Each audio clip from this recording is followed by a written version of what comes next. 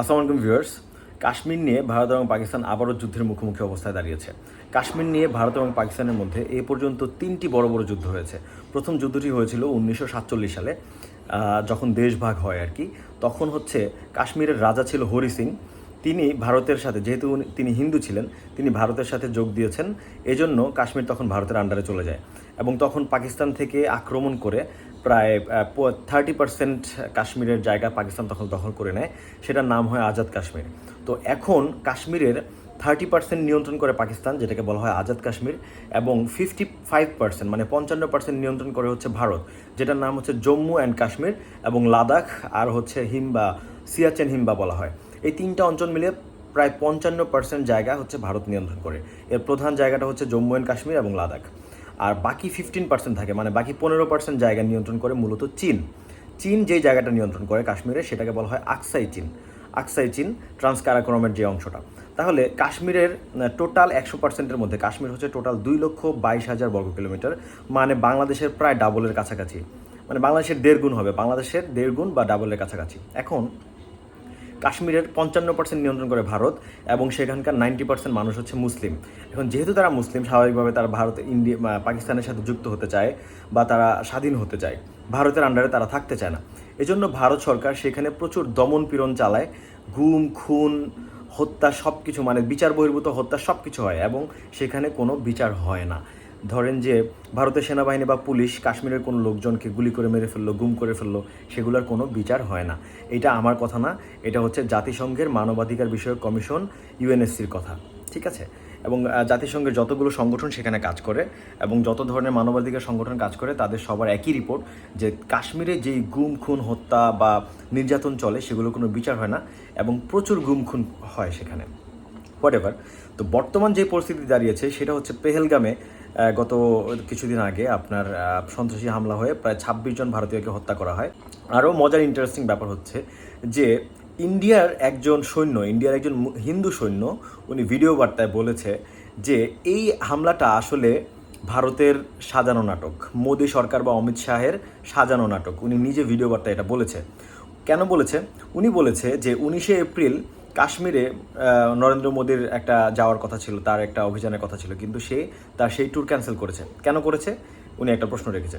দ্বিতীয় কথা হচ্ছে, কাশ্মীরে প্রায় 6 লক্ষ ভারতীয় সৈন্য মোতায়েন করা আছে। তাহলে তারা কি করলো? এত সৈন্য মোতায়েন, এত চেকপোস্টের মাঝখান দিয়ে এতগুলো আপনার মানে সন্ত্রাসী কিভাবে প্রবেশ করলো? এবং তারা 1 ঘন্টা ধরে সেখানে হত্যাযজ্ঞ চালালো এবং যাদেরকে গুলি করা হলো তারা 1 ঘন্টা সেখানে গুলি খেয়ে পড়ে থাকলো, কিন্তু কেউ আসলো না। আশেপাশে অনেক সৈন্য ছিল, হ্যাঁ, আশেপাশে অনেক চেকপোস্ট ছিল, ওখান থেকে কেউ আসেনি। তাহলে 1 ঘন্টা পরে তারা আসলো কেন? আর 6 লক্ষ সৈন্য মোতায়েন করা আছে পুরো কাশ্মীরে, মানে নিরাপত্তার চাদরে ঢাকা যাকে বলা হয়। এই চাদর ভেদ করে তারা মানে সন্ত্রাসীরা কীভাবে আসলো? এটা একটা প্রধান কোশ্চেন। তো ভারতের ওই সৈন্য, উনি নিজে একজন হিন্দু। উনি নিজে বলেছে যে আমি আমার নিজের বিবেকের কারণে আজকে ভিডিওতে বলতে বাধ্য হচ্ছি যে এইটা একটা সাজানো নাটক, ঠিক আছে? আর যেখানে হামলাটা হয়েছে পেহেলগাম, কাশ্মীরের পেহেলগাম ভ্যালিতে, সেটা ভারত এবং পাকিস্তানের সীমানা বর্ডার থেকে, মানে লাইন অফ কন্ট্রোল যেটাকে বলে, সেটা থেকে প্রায় 200 কিলোমিটার ভিতরে। তাহলে 200 কিলোমিটারে অনেকগুলো চেকপোস্ট আছে, অনেক সেনাবাহিনীর ক্যাম্প আছে। এতগুলো ক্যাম্প, এতগুলো চেকপোস্ট পার করে কিভাবে সন্ত্রাসীরা এত দূর এসে পৌঁছালো? এটাও একটা বড় প্রশ্ন। তাহলে সব কিছু মিলিয়ে আসলে বলা যায় যে এটা একটা ঘোলাটে পরিস্থিতি। হতে পারে নরেন্দ্র মোদী সরকার তার পরবর্তী নির্বাচনে তার মানে আসনগুলোকে, তার সরকারকে সুরক্ষিত করার জন্য হয়তো এই ধরনের কোনো একটা কাজ করছে। ভারত পাকিস্তানের এই উত্তেজনার মধ্যে এখন মিলিয়ন ডলার প্রশ্ন হচ্ছে, ভারত এবং পাকিস্তানের মধ্যে যদি যুদ্ধ সত্যি লেগে যায় তাহলে কে জিতবে? এটা আসলে একটা আপেক্ষিক প্রশ্ন, কারণ আপনারা জানেন ভারত এবং পাকিস্তান দুজনেই পরমাণু শক্তিধর দেশ এবং ক্ষেত্র বিশেষে দুজনের সামরিক শক্তি অলমোস্ট কাছাকাছি। তবে কিছু ক্ষেত্রে ভারত অনেক এগিয়ে আছে। তবে একটা ভয়ঙ্কর ব্যাপার হচ্ছে যে পারমাণবিক শক্তিধর দুই দেশ হিসাবে পাকিস্তানের নীতি হচ্ছে ফার্স্ট ইউজ নীতি। ফার্স্ট ইউজ মানে হচ্ছে পাকিস্তান যদি আক্রান্ত হয় বা কোনো যুদ্ধে যদি পাকিস্তান আক্রান্ত হয়, পাকিস্তানের সেনাবাহিনীর নীতি হচ্ছে যে আগে পারমাণবিক অস্ত্র ব্যবহার করো। মানে অন্য কেউ পারমাণবিক অস্ত্র ব্যবহার করার পর তুমি তারপরে অ্যাটাক করবা, সেটা না। অন্য কেউ যদি তোমাকে পারমাণবিক অস্ত্র দিয়ে অ্যাটাক করে, সেটার সম্ভাবনা তৈরি হলে তার আগেই তোমাকে পারমাণবিক অস্ত্র ব্যবহার করতে হবে। আর ভারতের হচ্ছে নো ফার্স্ট ইউজ নীতি, মানে হচ্ছে কেউ যদি আমাকে পারমাণবিক অস্ত্র দিয়ে অ্যাটাক না করে তাহলে আমি পারমাণবিক অস্ত্র দিয়ে অ্যাটাক করব না। এটা হচ্ছে ভারতের নীতি। তার মানে হচ্ছে পাকিস্তানের নীতি হচ্ছে ফার্স্ট ইউজ নীতি এবং ভারতের হচ্ছে নো ফার্স্ট ইউজ নীতি। সেই হিসেবে থেকে বিবেচনা করা যায় যে পাকিস্তানের নীতিটা একটু বেশি ডেঞ্জারাস, যে পাকিস্তান যদি মনে করে যে আমাকে কেউ পারমাণবিক অ্যাটাক করবে, সেক্ষেত্রে আমি সবার আগে পারমাণবিক অ্যাটাক করতে পারি।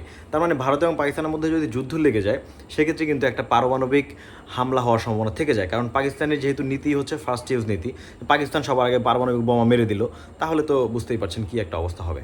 তো এই হচ্ছে অবস্থা। তবে যুদ্ধ লাগার সম্ভাবনা আছে, আর দুই দেশ যদি শান্ত না হয় যুদ্ধ লেগেও যেতে পারে, আর যুদ্ধ লাগলে একটা খুবই ভয়ানক অবস্থা তৈরি হবে।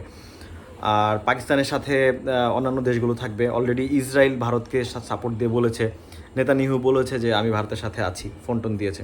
তো পাকিস্তানের সাথেও এমন মুসলিম দেশগুলো হয়তো থাকবে, ইরান থাকবে। কিন্তু ব্যাপার হচ্ছে যুদ্ধ লেগে গেলে একটা ক্যাটাস্ট্রফিক সিচুয়েশন তৈরি হবে। ভারত এবং পাকিস্তান দুজনের সামরিক শক্তি শেয়ানে শেয়ান, দুজনই পারমাণবিক শক্তিধর দেশ, এটা হচ্ছে সবচেয়ে গুরুত্বপূর্ণ ব্যাপার।